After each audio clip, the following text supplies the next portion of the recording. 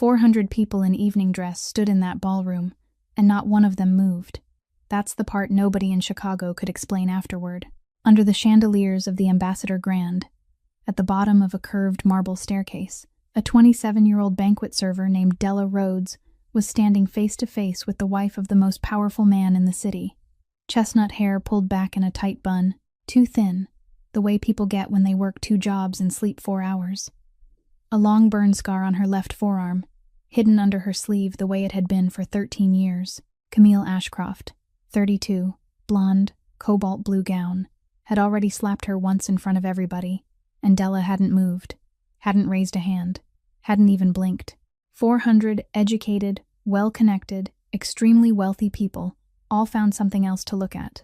Then the hand with the diamond rings came up a second time. It never landed. Della's arm shot out and caught that wrist in midair, and the room went so quiet you could hear the ice settle in somebody's glass. They were all waiting for her to let go, waiting for her to drop her eyes and apologize, because that's what everybody assumes about a woman in a uniform. She didn't. She held on, and she turned that wrist, and she stepped in. And after 4 years of bowing her head, after 4 years of kneeling on that exact floor to wipe up other people's spilled wine, something inside her finally gave way. Her right hand came across in one short, clean arc. Once. Just once.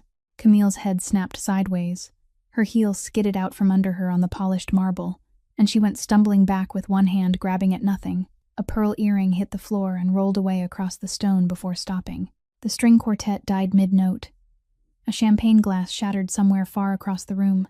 And then Della Rhodes did the thing people would still be describing to each other weeks later. The thing that left 400 people more stunned than the punch ever could. If a story about dignity is worth your time tonight, hit that like button. Share it with someone who needs the reminder. And subscribe, because we tell one of these every week. Now let's go back to 6 o'clock that evening, when Della clocked in for a shift she thought would be completely ordinary. The staff locker room was in the basement of the Ambassador Grand Hotel, at the end of a white-tiled corridor that was always a few degrees colder than the rest of the building.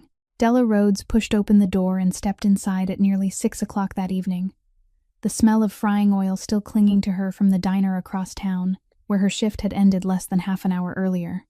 She hadn't had time to eat anything. She took off her coat, hung it on a hook, changed into the uniform she'd ironed the night before, then stood in front of the small mirror beside her locker and pinned her hair back into a neat bun. The bun had to be high, had to be tight, and not a single strand could be allowed to fall loose, because in this line of work, people didn't look at your face.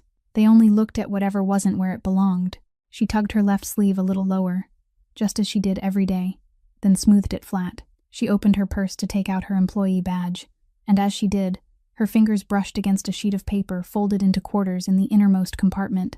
It was a hospital bill. It had been there so long that the creases were no longer sharp, but soft and worn, nearly torn where the 4 folds met, because she'd opened it and folded it again far too many times, usually on nights when she couldn't sleep, as if staring at that number long enough might somehow make it smaller. It never had. She closed her purse, pinned the badge to the front of her uniform, then took out her phone and sent her younger brother a brief message. "I'll come by as soon as this shift is over. Don't go to sleep before 11 o'clock, all right?" Wesley replied almost immediately. "I'll wait. I always wait, don't I?" She stood staring at those words longer than she needed to before turning off the screen and placing the phone inside her locker. She'd worked in this building for 4 years, and those 4 years had taught her things no school ever could. She knew which white wine had to be chilled colder than the menu specified, because that was how the head chef preferred it. She knew the exact 3 places on the marble floor of the main lobby that became slippery whenever someone spilled water, and she always walked around them without having to think. She knew which guests shouldn't be served another drink once they'd reached their 4th glass, and how to pour slowly for the person sitting beside them so they would forget they were waiting. She knew when to step forward and when to take 1 step back and disappear behind a column. She was good at her job, and she was invisible, and both were part of an agreement no one had ever spoken aloud. Nadine Whitlock, the banquet manager, leaned her head through the locker room doorway with the assignment sheet in her hand, and when she saw Della, she walked over and rested a hand on her shoulder, the familiar touch of the woman who'd signed her hiring papers on her very first day. "Easy night tonight," she said. "Just 1 auction item, then we can go home." Della nodded, and she believed her. A few miles away, In the back seat of a car traveling along the lakeshore, Gideon Castellane was listening to a man cry over the phone. He didn't interrupt. He simply gazed through the window, one hand resting on his knee, his body perfectly still, until the man on the other end stopped to catch his breath. "Uncle Hollis," he said, his voice as calm as if he were asking the time, "you carried me in your arms before I could walk. I remember that. So I'm only going to say this once. Don't go back to the warehouse tomorrow morning. The house you're living in belongs to the company. You have 10 days to make arrangements. I won't call the police, and I won't let anyone touch you. That's what I'm giving you in return for 22 years. The man on the other end began to plead, talking about his wife, about the money he'd promised to repay, about how he'd intended to confess everything since the summer but hadn't found the right moment. Gideon listened to all of it without interrupting once, without sighing or showing the slightest trace of impatience. Then, when the other man had fallen completely silent, he said, "You still have your hands, and you still have your name. Many men standing where you are don't get to keep both. Sleep well." He ended the call, set the phone on the seat beside him, straightened the cufflink on his right wrist, then turned toward Sal Renner in the front seat. "Tell the kitchen to remove the shellfish course," he said. "My aunt is allergic." Gideon Castellane entered the grand lobby of the Ambassador Grand Hotel at around 7 o'clock that evening, and no one announced his name. No one applauded. Nothing happened at all, yet the room still changed. The string ensemble in the far corner continued playing the same piece at the same tempo, neither faster nor slower, but the voices around the room grew quieter, as though someone had turned an invisible knob somewhere. A city councilman seated at a table near the entrance suddenly rose to his feet, and it took him several seconds to realize that he was standing, after which he turned to his right as though he'd intended to go and get a drink. The hotel manager came forward and extended his hand, but halfway there, he drew it back and wiped his palm against his trouser leg before offering it again. Gideon shook his hand, thanked him for arranging everything so thoughtfully, and asked about his daughter, who was in her senior year. The man answered more quickly than usual and at greater length than necessary, then stopped himself in the middle of a sentence. Beside Gideon, in the wheelchair she'd used for the past several years, sat his aunt, Beatrice Castellane. She was dressed in black, her hands resting on the walking cane laid across her lap even though she could no longer walk very far, and she surveyed the grand lobby with the eyes of a woman who'd attended enough evenings like this one to know precisely who had come because there was a child waiting for surgery, and who had come because their photograph would appear. In the next morning's newspaper, she spoke little. Her voice was low and hoarse, and whenever she spoke, people had to lean closer to hear her, so she never had any reason to raise it. The only item being auctioned that night belonged to her. It was the sapphire brooch her mother had once worn, the only piece of jewelry that remained from the life they'd known before, and it was valued at the price of an entire house. Every dollar from its sale would go directly to the cardiac surgery fund for young children at the Central Hospital, with not a single penny withheld to cover the cost of the event, a condition Beatrice had made in writing and repeated 3 times to the organizers. The brooch wasn't displayed in the grand lobby. It was kept in a smaller exhibition room in the side wing, whose door would remain locked throughout the evening and would only be opened near the end of the gala. The only way to reach that room was through the service corridor where staff members moved back and forth carrying trays of empty glasses.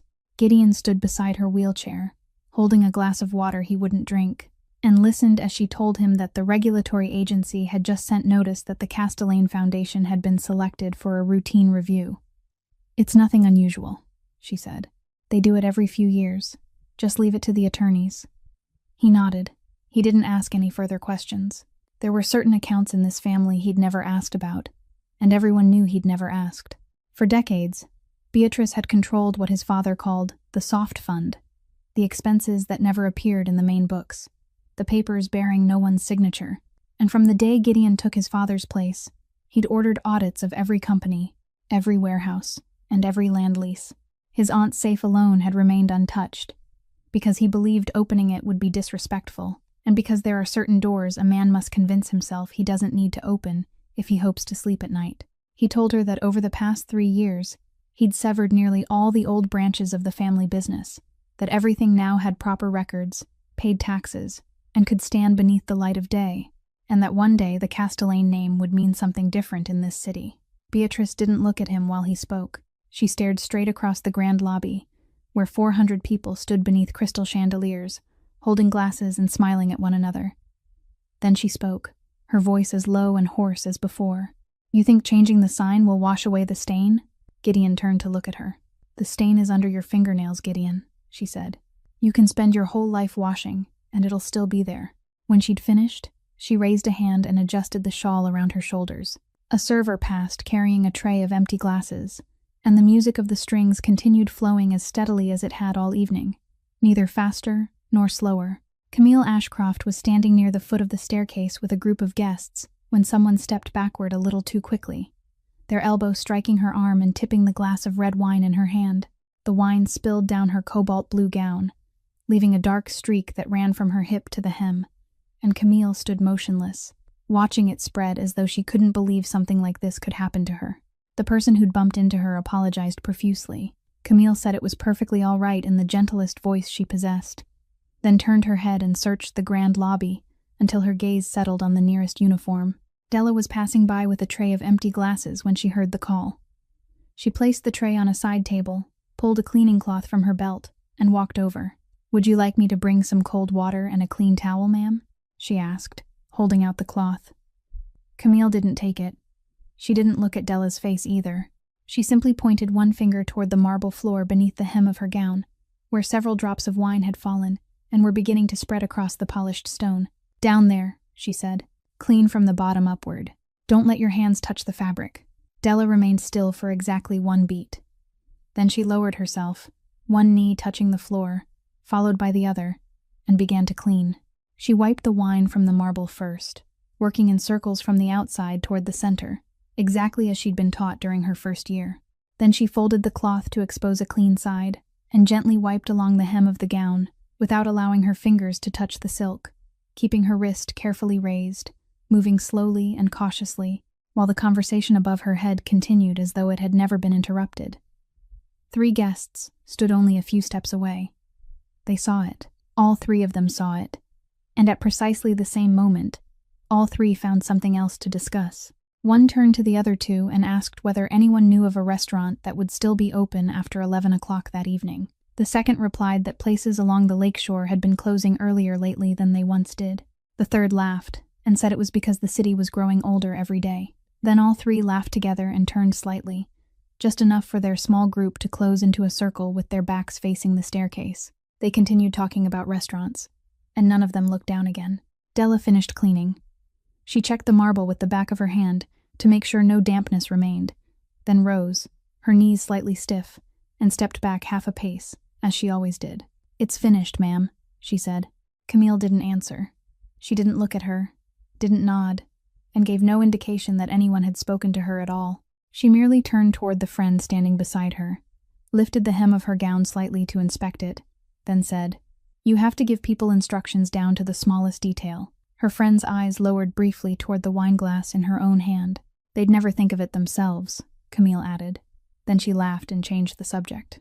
Holding the wet cloth in her hand, Della turned, walked back to the side table, picked up the tray of empty glasses, and headed toward the service corridor at the same pace she'd maintained throughout the past 4 years.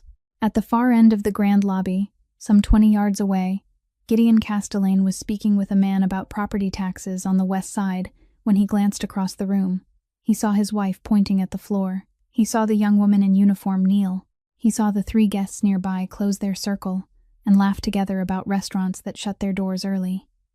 He watched for exactly 3 seconds.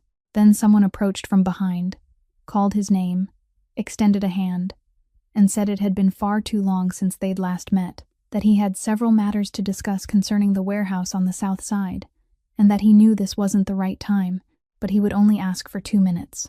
Gideon shook his hand. "There's always time for 2 minutes," he said. Then he turned away.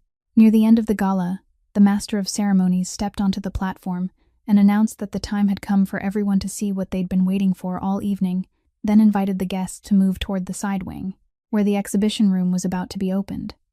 The event coordinator inserted the key into the lock, turned it twice, pushed open the door, and switched on the lights. The glass display case stood in the center of the room. Its lid was still closed. Inside, on the dark blue velvet, there was a small petal-shaped impression where the object that had rested upon it for several hours had pressed its shape into the fabric. Apart from that faint impression, there was nothing. The event coordinator stood frozen for several seconds, then leaned close to the glass as though the brooch might be tucked into some corner his eyes had overlooked. The master of ceremonies was still holding the microphone, and he let it fall limply to his side. The news spread into the grand lobby faster than anyone could contain it, and within less than 2 minutes, the crowd had surged toward the side wing. Glasses were abandoned on tables without anyone bothering to find a proper place for them, and voices rose and fell in waves. The hotel manager arrived with his face drained white. He said he would have every exit locked immediately and call the police within 5 minutes, that this was mandatory procedure for an asset of such value, and that the hotel carried insurance, but the insurer wouldn't cover the loss without an official police report. Camille Ashcroft stepped directly in front of him. "There's no need for the police," she said. The manager hesitated and began to say that, "Ma'am, with an item such as this, the authorities would have to be involved." She cut him off in the middle of his sentence. "I just said there's no need," she replied, and though her voice wasn't loud, it cut through the noise, filling the entire wing. "This is a family matter, and we'll handle it privately. Do you have any idea what the newspapers will print tomorrow morning if police cars are parked outside this hotel tonight? Have you thought about the children waiting for surgery when the name of this foundation appears in the headlines beside the word theft?" The manager opened his mouth to continue, but she'd already turned away. She told the event coordinator to summon every member of the serving staff into the corridor at once, without leaving anyone out. Somewhere behind the crowd, Beatrice Castellane sat in her wheelchair without saying a word. Meanwhile, Nadine Whitlock had left the side wing. She went down the stairs, turned left in the basement, and entered the security room, where 2 monitors were running, and the security officer on duty was rising from his chair after hearing the noise upstairs. She asked him to go up and find out what was happening for her. He left. She sat down at the control panel, typed on the keyboard, selected the recording from the service corridor, and rewound it. She moved past footage of staff members walking back and forth with trays of glasses, past a kitchen assistant leaning against the wall while talking on his phone, then slowed the recording and stopped. On the screen, a woman in a dark evening gown entered the frame from the grand lobby, walked along the corridor, and turned toward the exhibition room door. Nadine let the footage continue at normal speed. Several minutes passed on the timestamp in the corner of the screen. Then the woman emerged again, walking with the same stride and at the same pace, but now she was carrying a small clutch purse that hadn't been in her hand when she went inside. Nadine didn't rewind the footage again. She didn't enlarge the image either. She sat motionless before the screen for nearly a minute, both hands resting on the desk without moving. Then she switched off the monitor, stood, pushed the chair neatly beneath the desk, and went back upstairs. 9 servers were summoned into the corridor outside the side wing and arranged in a line along the wall, their hands held in front of them, no one speaking. Della stood near the end of the line. Camille approached, stopped at the beginning of the row, and let her gaze pass over each person in turn. Then she looked at Nadine and asked who had been the last person to walk past that area that evening. Nadine lowered her eyes to the assignment sheet in her hands. She turned 1 page. Then she looked up and gave a name. The name fell into the corridor and seemed to linger there. Della heard her own name and didn't move, while the other 8 people in line turned their heads toward her at once, then immediately looked away. Camille Ashcroft left Nadine's side and began walking slowly along the row, her arms folded across her chest, the heels of her shoes striking the marble in an even rhythm. She passed the first person without stopping. She passed the second, then the third. She paused in front of a very young woman in the middle of the line, studied her for perhaps 2 seconds, then continued. She came to a complete stop in front of Della. "How long have you worked here?" Camille asked. 4 years, ma'am." 4 years, she repeated. Her gaze dropped to Della's shoes, then rose to the employee badge pinned to her uniform. She read the name printed there and said, "Della Rhodes. How much money do you have in your bank account?" "Ma'am, I didn't take the brooch. I didn't ask whether you took it. I asked how much you have." "Ma'am, what does that have to do with anything?" "It has everything to do with whether you're the only person in this line who truly needs it," Camille said. The corridor fell completely silent. At the far end, the event coordinator lowered his face toward the clipboard in his hands, as though something written there suddenly required his urgent attention. Nadine Whitlock stood several steps away, still holding the assignment sheet, her eyes fixed on the door leading into the grand lobby. Della kept both hands folded in front of her stomach, just as she'd been taught. "I walked through that corridor because I was collecting empty glasses," she said. "I passed through there every night, about 20 times each evening, and I didn't stop for even a second." "Everyone knows you walked through there," Camille said. "But not everyone is here for the same reason. Some people do this work for spending money. Some do it because they haven't found another job yet, and some do it because they have nowhere else to turn." "Which kind are you, Miss Rhodes?" Della didn't answer immediately. She fixed her eyes on a point just above the shoulder of the woman standing before her, exactly as she'd done for the past 4 years, whenever she was asked a question whose answer would make no difference to the outcome. "The third kind, ma'am," she said. Camille nodded slowly, as though Della had merely confirmed something she'd known all along. "Then you understand why I'm standing here," she said. "I understand why you're standing here," Della replied. "But your standing here doesn't mean I've done anything." Camille gave a very short laugh, and there was nothing in it. "Do you know how much that brooch is worth?" she asked. "No, ma'am. It's worth an entire house. It's worth an entire lifetime to someone like you. You stand here in this uniform, you pass that room 20 times every night, and you're telling me you never once thought about it." "I did think about it," Della said. Camille went still. "I did think about it," Della continued, her voice remaining steady. "I thought about it when I stood at the corridor entrance and heard people say how many children's hearts could be operated on with the money from its sale. I thought about that, ma'am. But thinking about something isn't the same as taking it." Camille stood motionless. Voices drifted in from the grand lobby, growing clearer by the moment, along with footsteps and someone asking what was happening over there. Camille lowered her arms. "There are 9 people standing here," she said, "and only one of those 9 needs it that badly." Della remained silent for several seconds. Then she spoke very softly, so softly that the people at the end of the line had to tilt their heads to hear her. "If being in need is a crime, then no one in this building is innocent tonight, ma'am." The door to the grand lobby flew open. The music of the strings poured into the corridor along with the guests. Dozens of people, and then hundreds, glasses in their hands, their heads tilted as they stared toward the row of uniformed workers standing against the wall. Camille Ashcroft stepped forward, and the hand bearing her diamond ring swung upward. It never landed. Della's arm shot out and caught that wrist in midair. She held on, turned that wrist, and stepped in. Her right hand came across in one short, clean arc. Once. Just once. Camille's head snapped sideways. Her heel skidded out on the polished marble, and she went stumbling back, a pearl earring hitting the floor and rolling away. The string ensemble still hadn't begun playing again. At the edge of the crowd, a young server stood frozen with a tray of glasses in his hands, both arms rigid. The tray tilted slightly without his noticing, and several empty glasses slowly slid toward one side until they touched with a faint chime. Yet he still didn't move. No one coughed. No one set down a glass. 400 people stood there, all of them breathing softly, as though a single sound might cause something to collapse. Della breathed. She could clearly hear her own breath moving in and out, and she could hear the blood pounding in her ears, and she realized that her right hand was trembling. She looked down at it for 1 second, then she unclasped her other hand. She stepped back, half a pace, exactly half a pace, the same distance she'd retreated thousands of times during her 4 years in this building. She reached both hands behind her, found the knot of her apron, and untied it. She did it slowly, without rushing, without pulling sharply.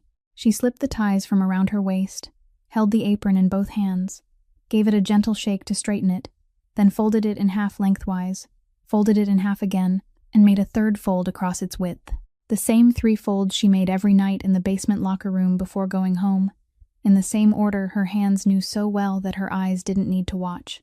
The apron became a neat white square in her palms. She walked to the side table covered in white linen against the wall, the place where she always set down her trays of empty glasses, and placed it there. She ran one hand across the fabric to smooth it flat, then she turned and looked directly into the face of the woman standing before her. "For 4 years, I've cleaned the floor directly beneath where you're standing," she said. Her voice wasn't loud, but the corridor was so silent that it carried all the way to the far end of the grand lobby, and even those standing at the greatest distance could hear every word clearly. "Not once have you looked at my face." She paused, not to catch her breath, but as though she were giving those listening time to understand what she'd just said. "Yet tonight, you're certain I'm a thief." Camille Ashcroft didn't answer. She stood there with one hand still raised halfway, Her blonde hair loosened on one side, unable to utter a single word. "Take my job away," Della said. "Call the police.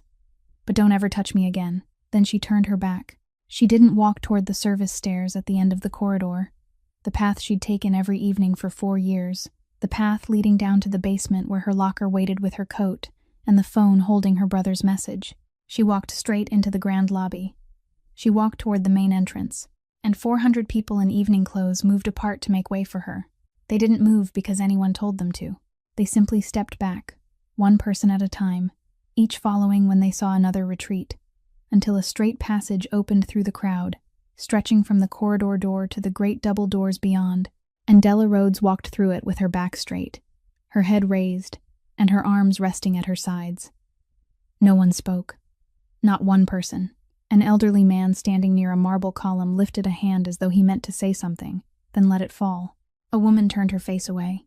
When the doorman saw Della approaching, professional instinct made him pull open the door, and cold air from the street swept into the grand lobby, carrying with it the sound of traffic and a distant horn. Della stepped outside without looking back even once. The door closed behind her. In the center of his grand lobby, beneath the crystal chandeliers, Gideon Castellane stood watching her leave. He didn't speak. Della had walked about 2 blocks when a police car pulled to the curb beside her. 2 officers stepped out. One asked her name, while the other said an assault complaint had been filed from the Ambassador Grand Hotel, and they asked whether she would agree to accompany them to the station. She said yes. She didn't ask who had filed the complaint. She sat in the back seat with both hands resting on her lap and stared through the window throughout the drive along the lakeshore, where the streetlights cast long, trembling streaks across the water. At the station, they took her statement, asking what she'd done that evening, where she'd been, and what times, and she answered each question clearly, without adding or leaving out anything. Then they told her to sit and wait. They placed her phone, purse, and employee badge in a labeled plastic bag. The waiting room had 4 plastic chairs joined together, a vending machine that had been empty for a long time, and a clock on the wall whose second hand made a steady ticking sound. Della sat in the chair at the far end. She was still wearing her uniform. Her coat was still hanging in her locker in the hotel basement, along with the shoes she wore outside. Some distance away, at the Northbrook Rehabilitation Center, Wesley Rhodes didn't go to sleep. He sat in his wheelchair beside the window of his room, his phone resting on his lap, its screen lighting up and then turning itself off before he touched it to make it glow again. At 9 o'clock, he thought his sister had been kept late to help clean up. At 10 o'clock, he thought the gala must have gone on longer than expected. At 11 o'clock, he called for the first time. The phone rang through a full cycle, before going to voicemail. He didn't leave a message. He simply called again. Then he sent her a text. "Are you finished yet?" He stared at the screen, waiting for the word read to appear, but it never did. In 4 years, his sister hadn't missed their appointment for a single night. Some nights, she arrived close to midnight with the smell of the kitchen still clinging to her, sat beside his bed for 15 minutes, then left again. Some nights, she came after he was already asleep and merely stood in the doorway watching him before going home, but she always came. At midnight, he called several more times. The nurse on duty passed his room, noticed the light still glowing through the partly open door, and stopped to ask why he was still awake at that hour.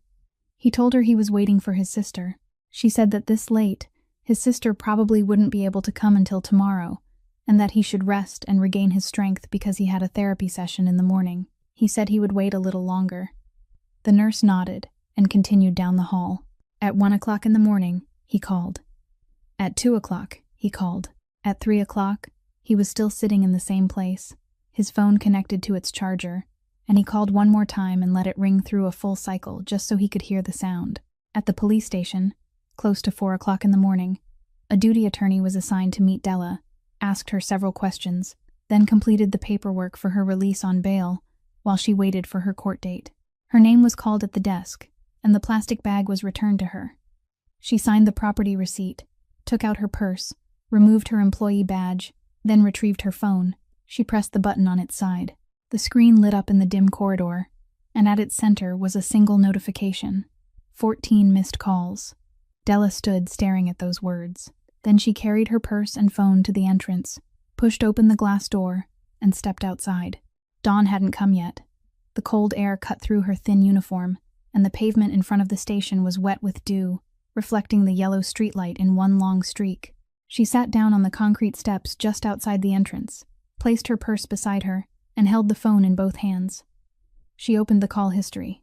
14 entries, all bearing the same name, stacked one after another from 11 o'clock at night until 3 o'clock in the morning. She raised her thumb to the call button. Her finger stopped there. It remained there for a very long time, neither pressing down nor pulling away, while the sky beyond the rooftops across the street slowly began to fade from black into the palest shade of gray, because she still hadn't thought of what to say. Della was still several blocks from home when the phone vibrated in her hand. The call came from the hotel's human resources department. The person on the other end said they were deeply sorry, but because of the nature of the incident the previous evening, her employment was terminated effective immediately. She could collect her personal belongings from her locker during regular business hours, but she should call ahead so security could arrange for someone to accompany her. The call lasted less than 2 minutes. Della said thank you and ended it, then walked the rest of the way home in a uniform that no longer belonged to her. By the middle of the morning, the video appeared. Someone in the crowd that night had managed to raise a phone, but they'd raised it late, at precisely the moment when everything had already begun. So the recording opened with a hand being stopped in mid-air, followed by everything that happened afterward, clear, well lit, and without a single second missing. No one had recorded what came before. No one had captured the first time. Nor had anyone recorded the line of employees standing along the wall, or the question about how much money Della had in her bank account. The video was posted with a caption claiming that a waitress had assaulted the wife of a member of one of Chicago's most powerful families in the middle of a charity gala, and before noon, it had spread throughout the city. In his office on the highest floor of his building, Gideon Castellane opened the video and watched it. Then he watched it again. He played it several more times, but he didn't watch the punch. He dragged the timeline past it. He stopped at the part that followed, when the woman reached behind her back and untied her apron, shook it once to straighten it, folded it in half again, then made a third fold, slowly, without the slightest tremor in her hands, before placing it on the table covered in white linen and smoothing it flat with one stroke. He rewound that exact part. He watched it 4 or 5 times. Then he turned off the screen and called Sal Renner into the room. "No one is to touch her," he said. "No attorneys, no contacts at the courthouse, no one calling anyone to make things harder for her, and no one calling to help her either. She hasn't asked us for anything." Sal nodded. "And get me the corridor footage from last night," Gideon continued. "All of it, beginning when the guests started arriving. Bring it to me and no one else." Sal returned about an hour later and said the recording system for the service corridor was broken. The hotel claimed it had been out of order since the previous week, and that they were waiting for a technician. Gideon said nothing. He stared out the window for a while. Then he said, "And it just happened to be broken last night?"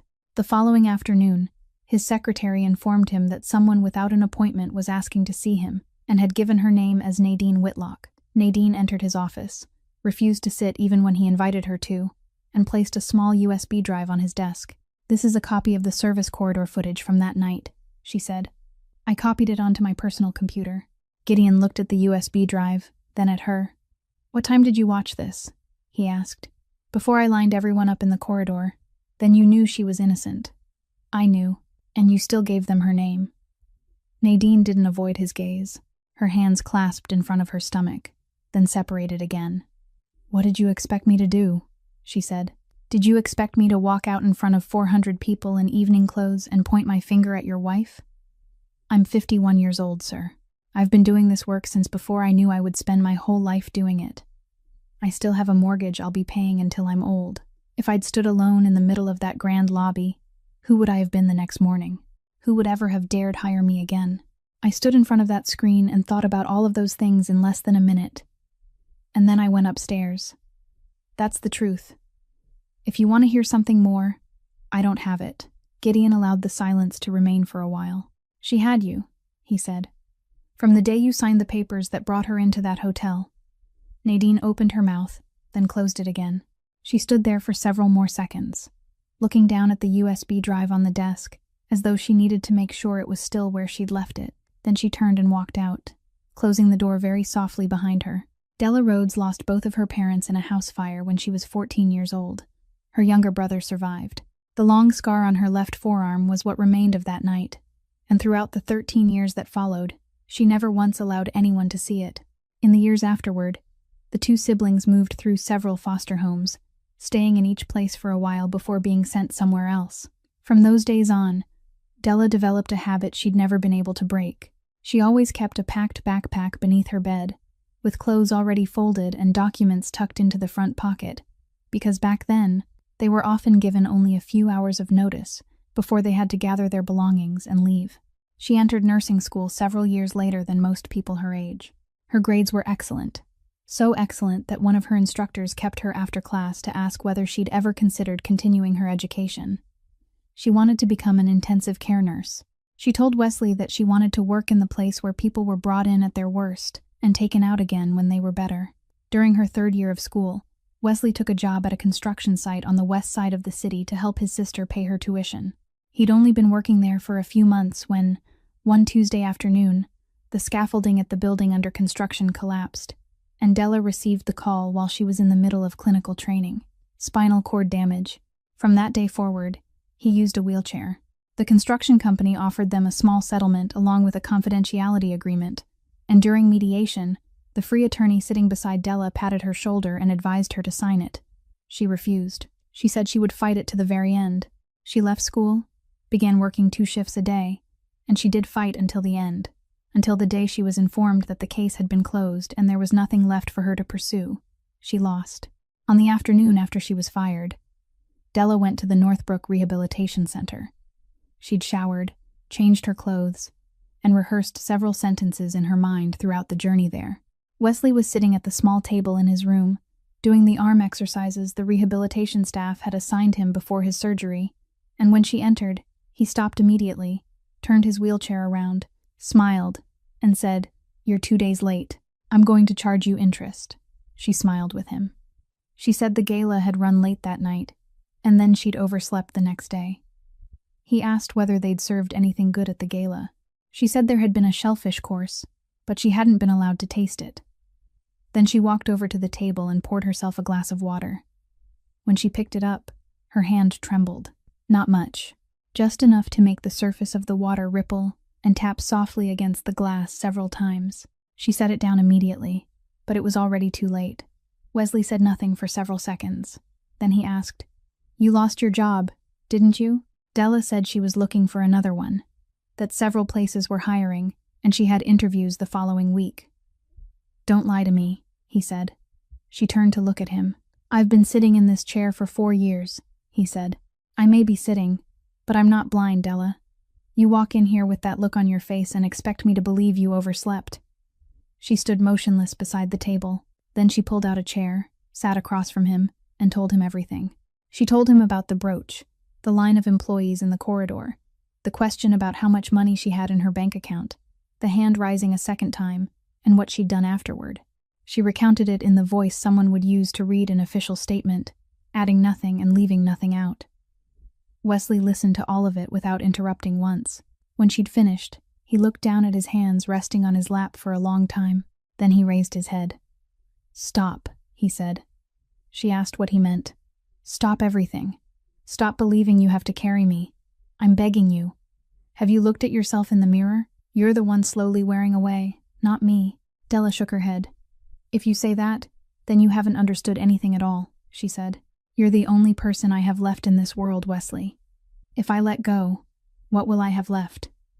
He turned his face away and looked through the window. She reached across the table and took her brother's hand, and she remained there for a very long time without saying anything more, until the world outside had grown completely dark. The house in Lake Forest stood at the end of a road, lined with oak trees, and that night, only the rear sitting room was still lit. Beatrice Castellane was already waiting there, her wheelchair angled toward the fireplace, her cane resting across her lap, and she said nothing when Camille entered.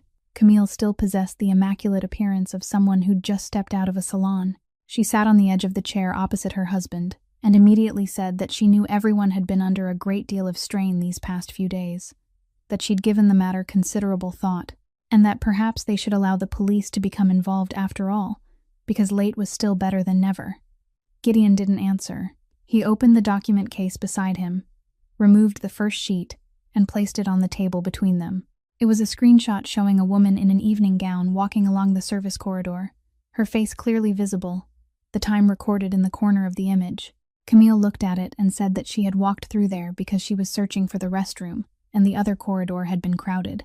Gideon placed the second sheet on the table. It was another screenshot of the same corridor, showing the same woman walking back in the opposite direction, now carrying a small clutch purse. Camille said she'd carried that purse all evening. Gideon placed the third sheet on the table.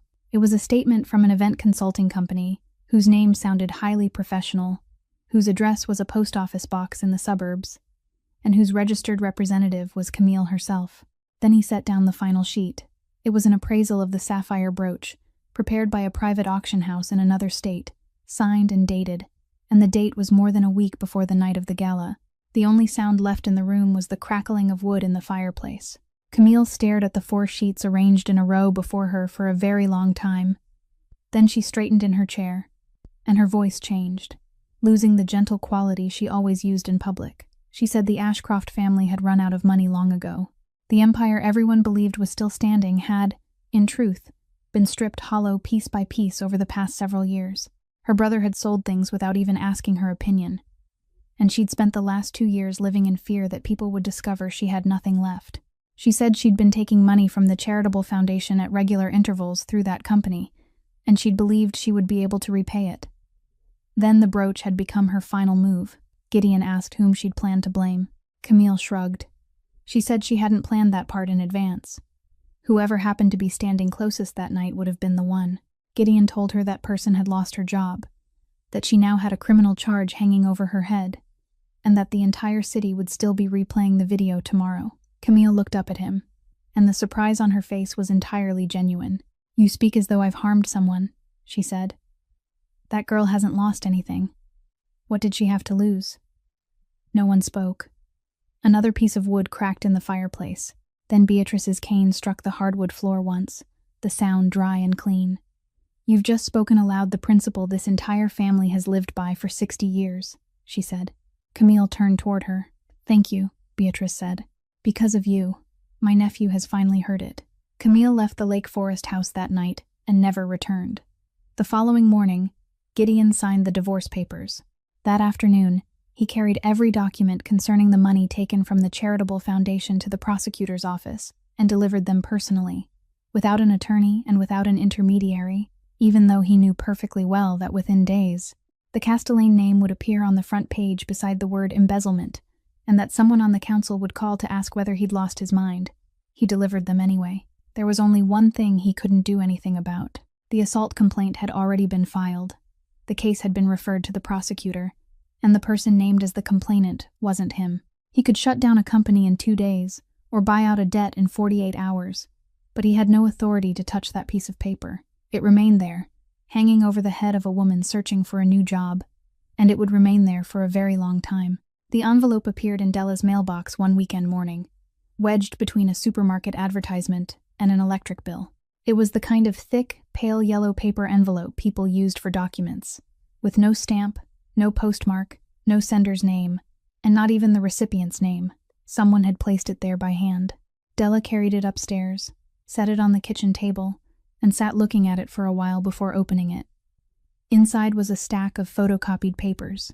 The first page was the site inspection report from the construction project on the west side of the city, dated the day after that Tuesday afternoon. She'd read a report like this before. She'd read it so many times that she knew every line by heart. And in the version she remembered, the conclusion stated that the cause of the accident couldn't be clearly determined, that weather had been a contributing factor, and that the contractor had complied with basic erection regulations. The report in her hands now didn't say that. It listed every type of connection by name, identified precisely which ones were missing, recorded the number of times inspections had been postponed during the previous 3 months, and its conclusion contained 2 words that hadn't appeared in the other version. 2 words saying that what had happened had been entirely preventable. Della read the entire stack from beginning to end, then read it all again. That afternoon, she called Gideon Castellane's office and asked to see him. She didn't sit when she entered his office. She placed the envelope on his desk and asked, "Do you know who sent this?" He opened it, read for several minutes, then said no. He said he'd never seen this version before, and asked whether she wanted him to have someone find out who had placed it in her mailbox. She said that wouldn't be necessary. She told him she hadn't come there to ask him to find anyone. Then she said, "Just help me with one thing. Let me see that company's expense ledgers from that year. All of them, from the beginning of the year to the end. I don't need anything else." Gideon studied her for a moment. Then he picked up the phone, called Sal into the office, and instructed him to retrieve the contractor's records, everything that remained from the years when the company had still been on the family's list, and give them to Miss Rhodes. He didn't ask what she intended to do with them. He didn't offer to send an attorney with her, didn't mention money, and didn't refer to anything she might someday be expected to repay. By that evening, 2 cardboard boxes had been delivered to her apartment. Della began going through them at around 9 o'clock.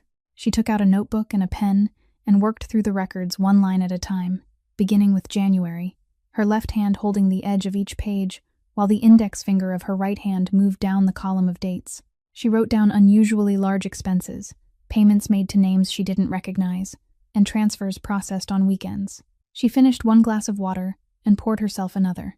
Outside, the sounds of traffic gradually thinned and then faded completely.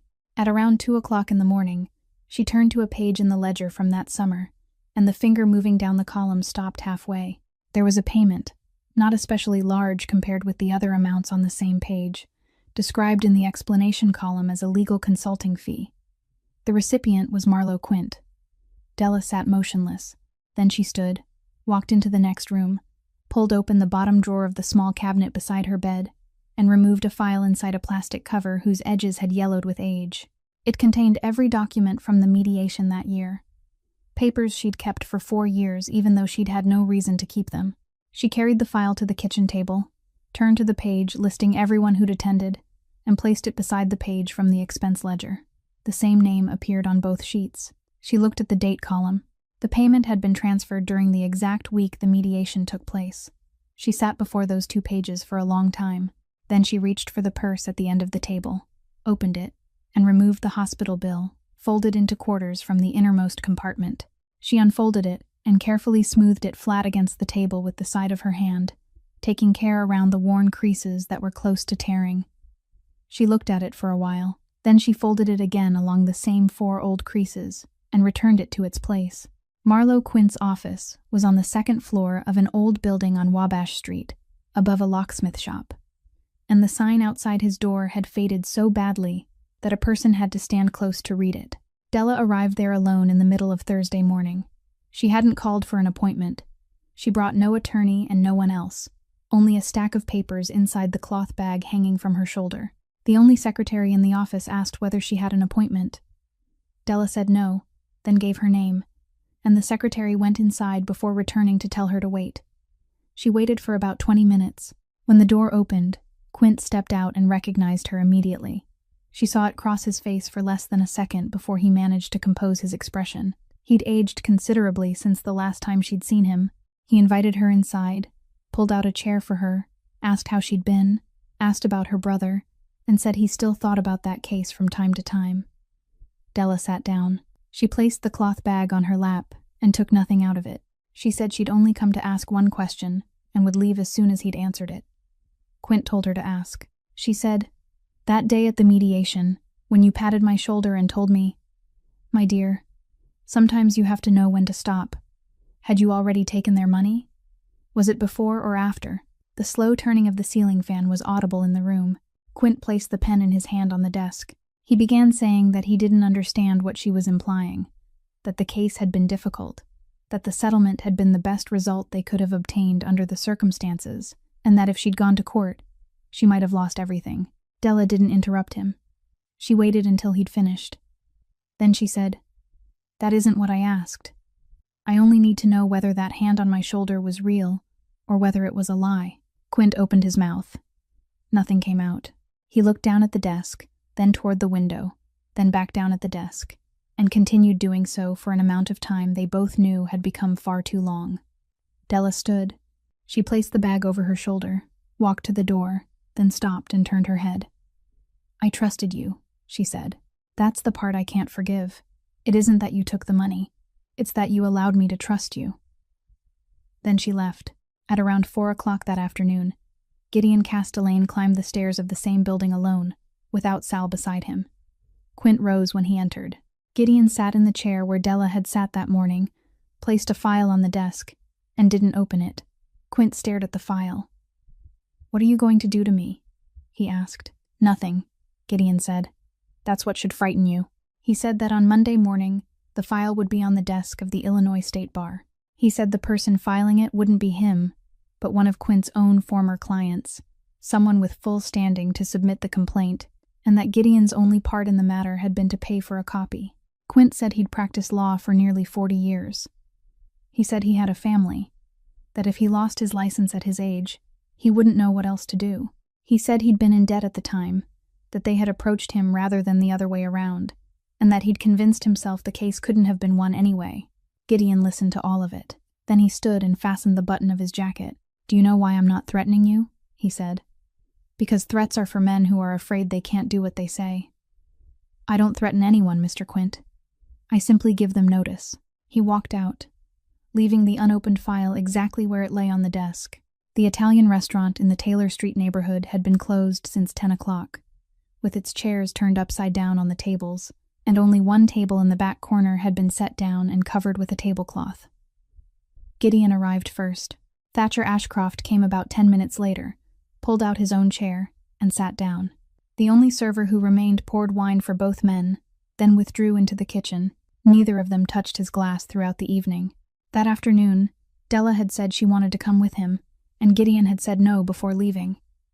Then, in the car, he'd told Sal that if she came, he was to open the door.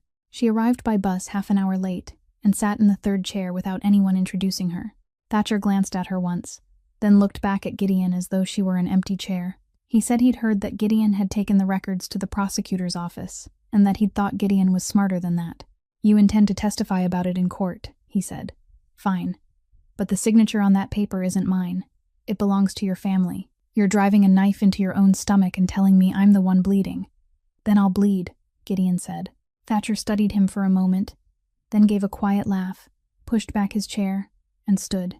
He fastened the button of his coat, and as he did, he remarked in the same voice a person might use to discuss the weather that the Northbrook Rehabilitation Center had improved considerably lately.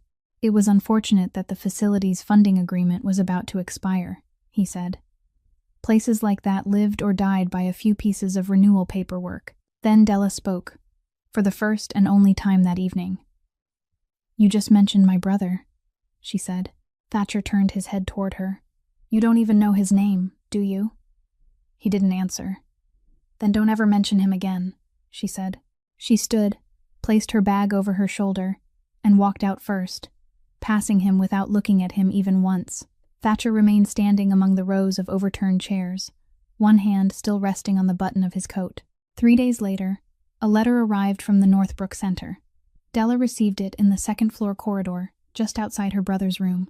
It was printed on official letterhead, bore a complete signature, and was polite down to the placement of every comma. The letter stated that the funding package for Wesley Rhodes would end at the close of the month, that the center deeply regretted having to inform him that he would need to arrange a transfer within 2 weeks, and that his provisionally scheduled surgery had been removed from the waiting list. Not a single word threatened anyone. No name appeared except the name of the center. That was what made it frightening. Della stood there and read the entire letter, her hand trembling exactly as it had when she'd held the glass of water. She read it a second time, more slowly, as though searching for a line she might have missed the first time. There was no such line. She folded the letter in half, then into quarters, and placed it in her coat pocket. She took a breath. Then she pushed open the door, and by the time Wesley looked up, she was already smiling and asking what he'd eaten that day, whether they'd served him anything decent, or if it had been soup again. Gideon didn't call anyone to ask for a favor. He didn't sue, didn't negotiate, and didn't mention what had happened at the restaurant that night. He called the 3 banks holding the Ashcroft Group's debt, and within 2 days, he purchased all of it at the price people paid for obligations considered almost impossible to collect. By Tuesday morning, he was the largest creditor of the man who'd mentioned the rehabilitation center. He didn't call in a single dollar. He sent exactly 1 page to Thatcher's office, a copy of the debt purchase agreement, and in the lower corner, he wrote a single line by hand. "There's no hurry. Take your time." That evening, Sal stood in the doorway of Gideon's office and said there were faster ways, that Gideon only needed to give the word, and within a few days it would be finished, cleanly, and that his father had once done the same for reasons far less serious than this. Gideon shook his head. If I do that, then I'm telling her the only way she can have justice is by depending on a man like me, he said. No, I want her to win in a place where someone sits and records the proceedings, and the national seal hangs on the wall. Once she wins that way, no one can ever take it back. Sal said your old man would laugh if he could hear you now. He's dead, Sal, Gideon said. And no one cried for him except me. I don't want to die that way. The following day, when Della came to collect the file, he told her something he'd never told anyone before. I've never done anything in my life without someone benefiting from it, he said. Not even the decent things. I don't know how to do it any other way. Don't mistake me for a good man. Della picked up the file. I don't, she said. But you're learning, and I can see that. At the end of that week, Sal entered Gideon's office and said he didn't call back. He called an attorney. The attorney found Della at the coffee shop near her apartment on a Wednesday morning, at the exact hour when she usually sat there reviewing job listings. He was somewhere in his 50s, with a warm voice, and he ordered her a cup of tea before asking whether she would mind if he sat down. He told her from the beginning that he intended to conceal nothing, that he'd been jointly retained by both the construction company's insurance carrier and the Ashcroft family because the two sides now shared the same concern, and that he believed she was intelligent enough not to need anyone speaking in circles. Then he opened his briefcase, removed an agreement, placed it on the table, turned it toward her so she could read it, and pointed to the figure printed in the center of the second page. Della looked at the number without reading it aloud. It was larger than everything she'd earned in her entire life combined, with money still left over. He said the conditions were very simple. She would withdraw her claim, she wouldn't testify, and she would sign an agreement never to discuss the case with anyone, including the press. In return, the money would be deposited into her account within 2 business days. Her brother's surgery would be restored to the schedule that same week, and the Northbrook Center would guarantee his place for the rest of his life, in writing and with full financial backing, no longer dependent on any funding agreement. He allowed the silence to remain for a while, then added that there was one more thing he believed she should know. Mrs. Ashcroft will withdraw her statement, he said. Without her, the prosecutor will almost certainly dismiss the case. I'm not making you any promises about the court. I don't have the authority to promise that to anyone. I'm merely telling you what usually happens. Della asked what would happen to the other cases. He asked which cases she meant.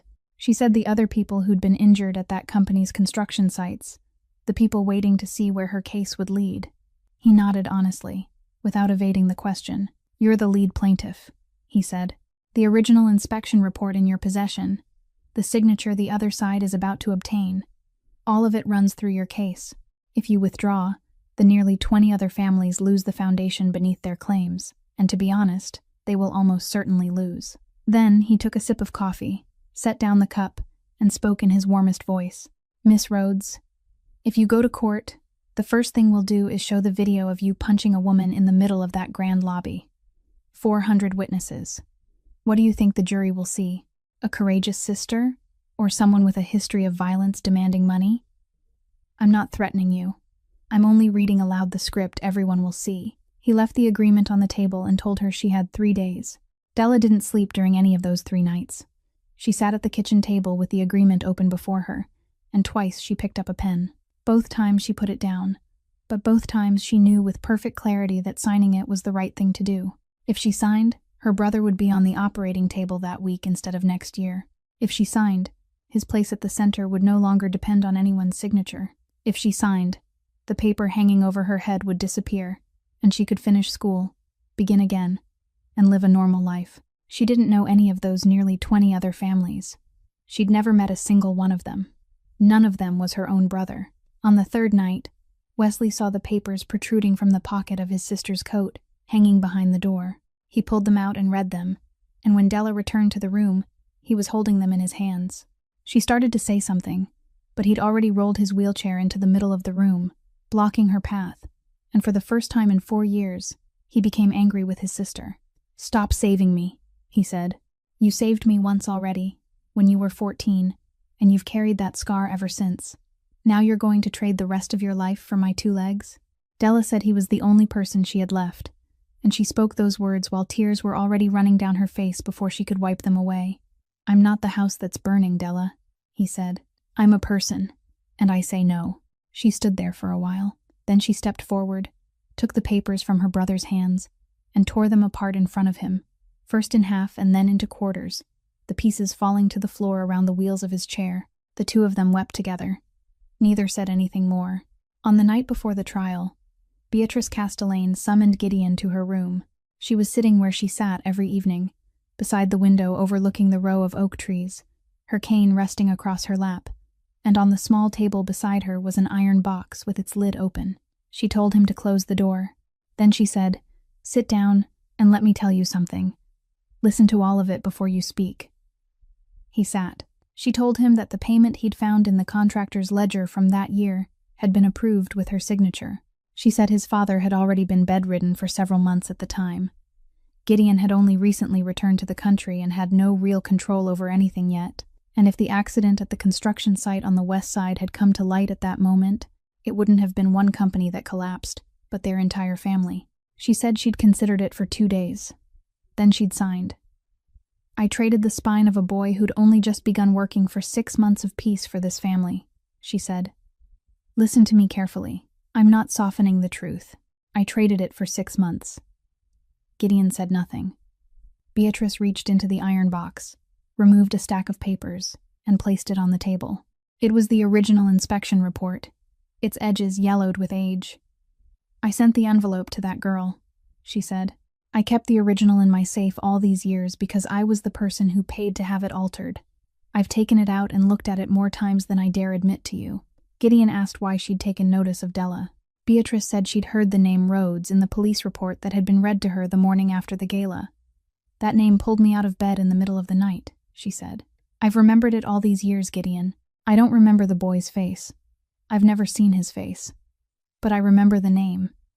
He asked why she hadn't told him directly. "Because I'm a coward," she replied. "I was cowardly enough that I couldn't bring myself to speak, but not cowardly enough to carry it into the grave. I had someone drive me to the neighborhood where the girl lived, and I placed the envelope in her mailbox. Then I sat in the car and wept for nearly an hour, and the driver didn't dare ask me a single question. The only sound left in the room was the wind moving through the oak trees outside." Then Beatrice said, "Now you decide. I know that if you testify tomorrow, my name will appear in the official record, and I know what will happen afterward." The Castellane Foundation had already been standing on one leg since Camille's case was referred to the prosecutor. The regulators had been examining it for weeks, and no one would spare a foundation implicated in 2 consecutive scandals. Its charitable status would be revoked, and it would be dissolved. It was funding hundreds of heart surgeries, with children already on the waiting list, and families who'd sold everything they owned and now had nothing left except their place on that list. If Gideon testified, nearly 20 families of injured workers would receive justice, while hundreds of other families would lose the only support they had. If he remained silent, the opposite would happen. He sat in his study for nearly the entire night, with 2 sheets of paper before him, and couldn't find a single clean way forward. Near dawn, Della called and asked whether he would be at the courthouse the following day. He told her everything, leaving nothing concealed. She was silent for a while. Then she said, "Testify. Tell them everything." He asked whether she'd clearly understood what he'd just told her. She said she had.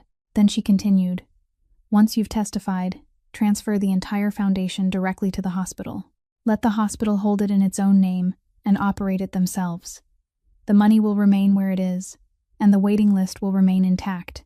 The children will still receive their surgeries. The only thing that will disappear from the sign is the Castellane name." Gideon said, "My aunt spent decades building that foundation." "Then your aunt will understand," Della said.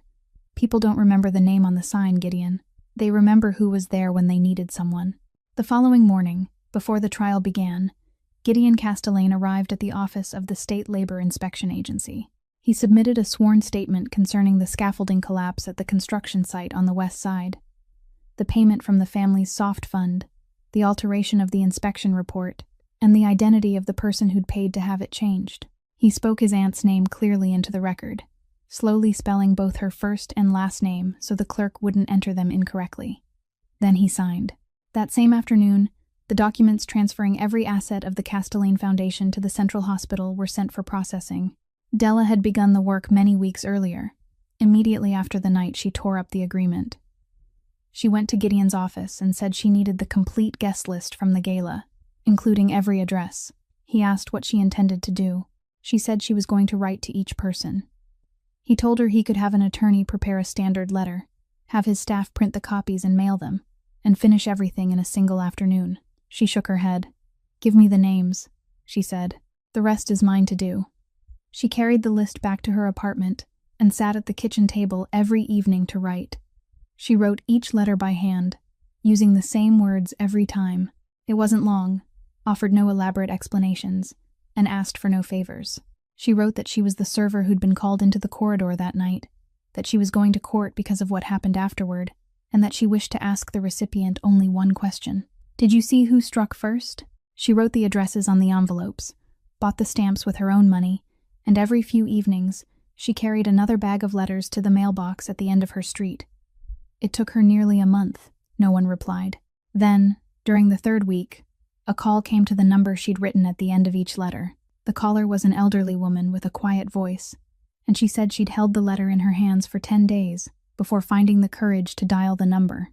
Her name was Ruthanne Doyle.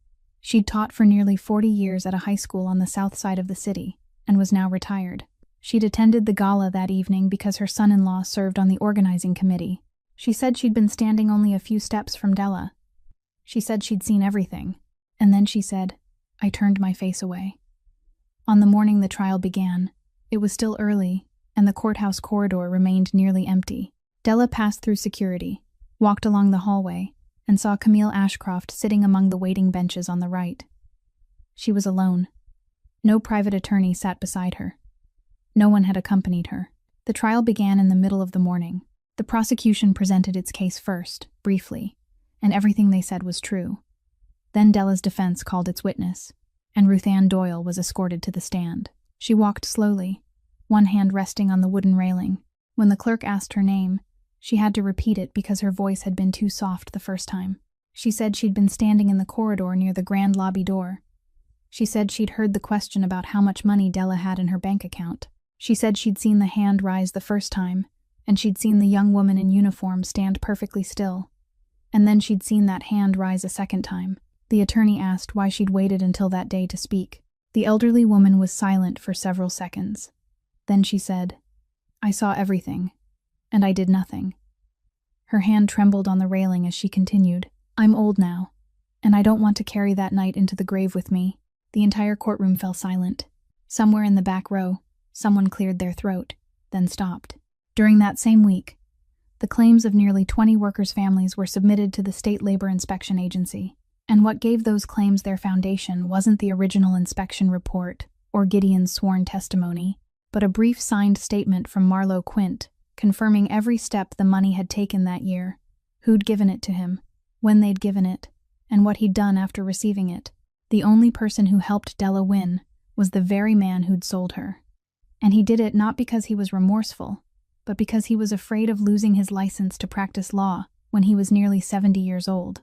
At noon that day, when the court recessed, Della stepped into the corridor and found Ruthanne Doyle sitting on a waiting bench, both hands resting on the purse in her lap. Della sat beside her and thanked her for coming.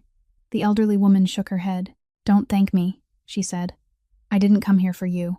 Then she turned toward Della and said, "I taught for nearly 40 years, and every year I told my students that seeing something wrong and remaining silent was also a way of choosing a side. I said those words thousands of times. That night was the first time I had to hear them myself." That afternoon, the prosecution had the courtroom lights turned off and the screen switched on. The video was shown at the largest size the screen could accommodate, and it was slowed until every movement separated into individual frames. They played it from beginning to end the first time. Then they rewound it and played it a second time, stopping midway so the attorney could point at the screen and ask the jury to pay close attention to the arm. Then they played it a third time. No one in the courtroom spoke. Some people turned their faces away. Others lowered their eyes to their laps. And in the last row, a chair creaked once before falling silent. The lights came back on. Della was called to the witness stand. She walked forward, placed her hands on the wooden railing and answered several routine questions about her name, address, and occupation. Her attorney rose to speak, but she said she wanted to speak for herself. The judge asked whether she was certain. She said she was. Everyone in the courtroom waited for her to recount the 2 slaps. They waited for her to speak about the question concerning the money in her bank account, the line of employees arranged along the wall, and the 4 years she'd spent kneeling to clean floors. All of those things were already in the record. All had been confirmed that morning by the testimony of a 74-year-old woman, and everyone expected Della to use them. She didn't. "I did punch her," she said. "That video is accurate.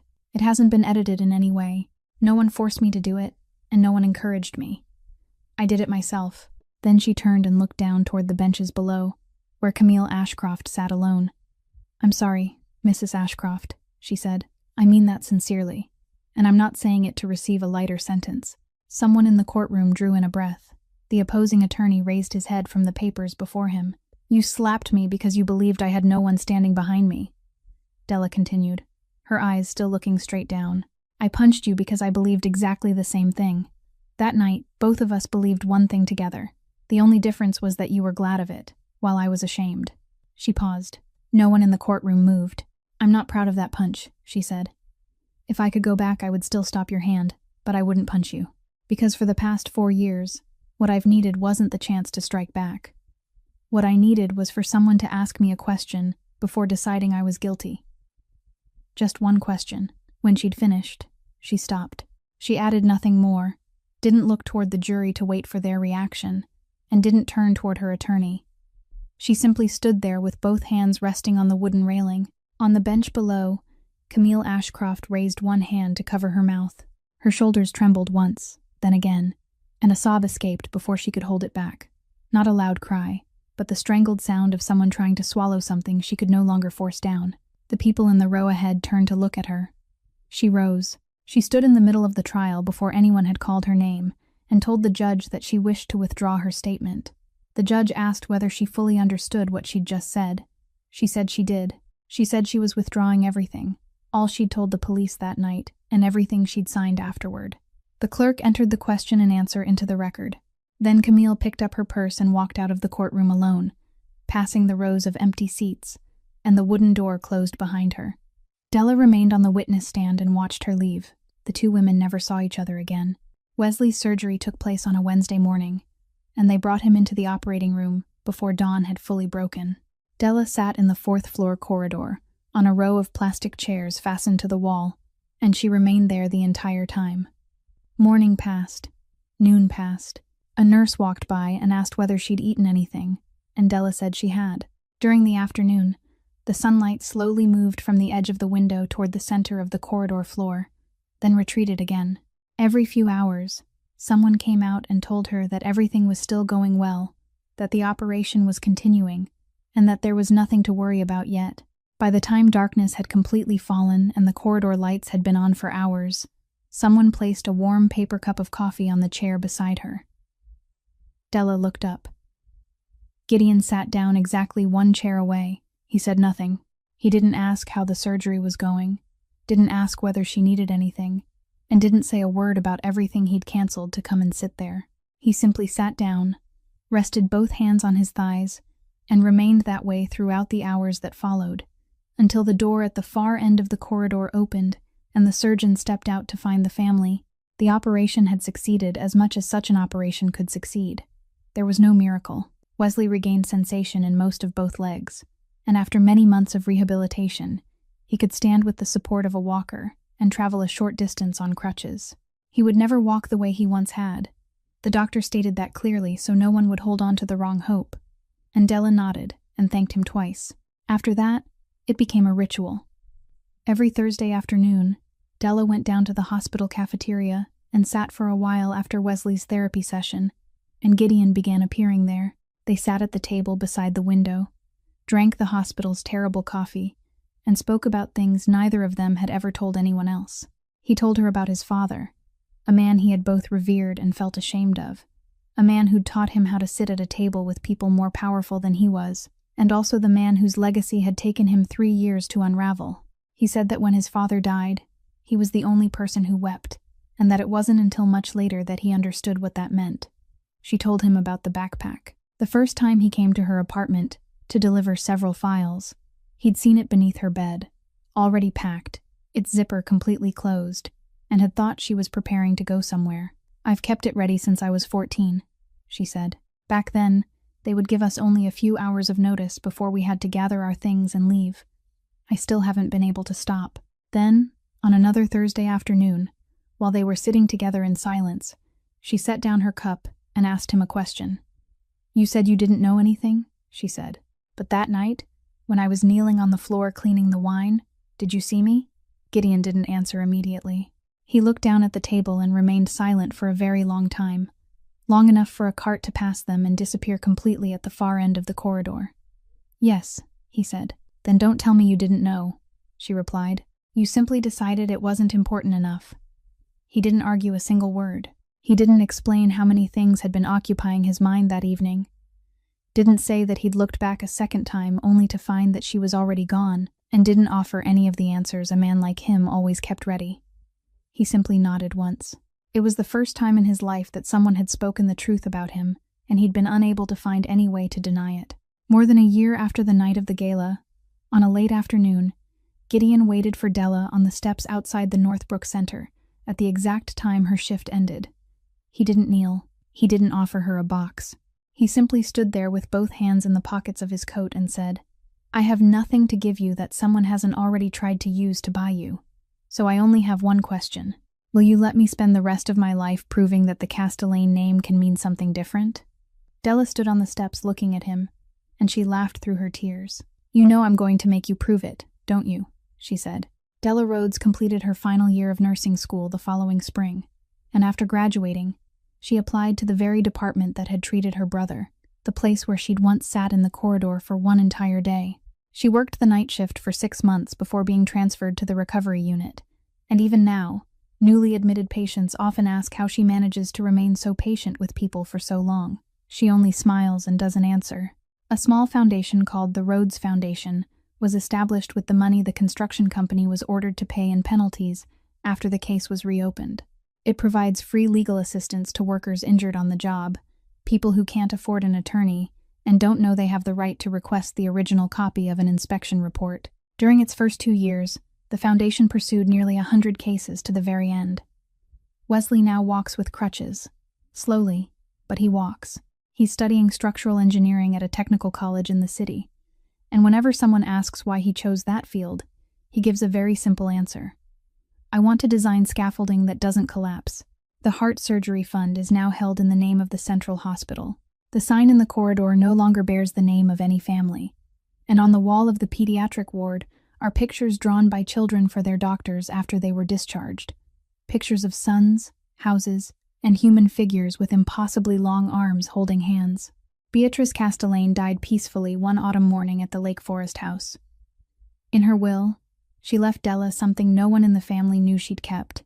It was the square, folded apron Della had placed on the white linen table that night, which Beatrice had picked up after the grand lobby emptied and stored in the bottom compartment of the iron box beside her bed. With it was a handwritten note, containing only 2 lines. "I kept this far longer than I should have remained silent. Don't forgive me. Just don't become me." Camille Ashcroft moved to a small city in the neighboring state. She became the manager of a furniture store on Main Street. She never contacted anyone in Chicago again, and no one went looking for her.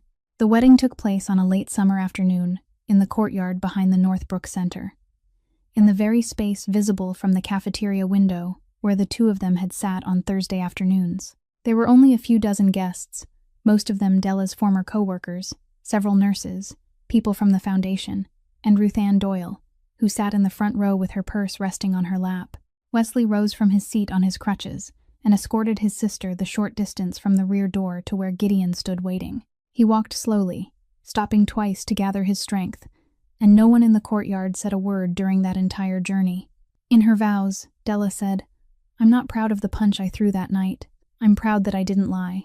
If I'd confessed to something I hadn't done just to make the trouble go away, none of the people here today would be sitting here now." That evening, after everyone had gone home, she pulled the backpack from beneath the bed, opened the zipper, removed everything inside, folded it, and placed it on top of the closet. She said nothing, and Gideon didn't ask. This story leaves us with several very simple truths. A person's dignity isn't found in the uniform they wear or in the amount of money in their bank account. It lies in whether they have the courage to tell the truth even when telling it will cost them. The most dangerous sentence in this world is the one people silently tell themselves: that person is safe to blame, because every time we remain silent in the face of injustice, simply because the victim has no one to defend them, we add another brick to that wall. And in the end, 400 people witnessed everything that night. Only one 74-year-old woman found the courage to speak. But one person was enough to change an entire life. So if someone around you today is quietly doing work that others consider insignificant, please look into their face and call them by name. Sometimes, that's all it takes. If this story touched you, please leave a like and share it with someone who needs to be reminded of this. Don't forget to subscribe to our channel so that more compelling stories can reach you every day. How did Della's story make you feel? And if you'd been standing in that grand lobby that night, what would you have done? Please leave your thoughts in the comments below. We sincerely want to hear the feelings that come from deep within your heart. We wish everyone watching this video lasting good health, a joyful life, and peace in every day. Goodbye, and we'll see you again in the next video.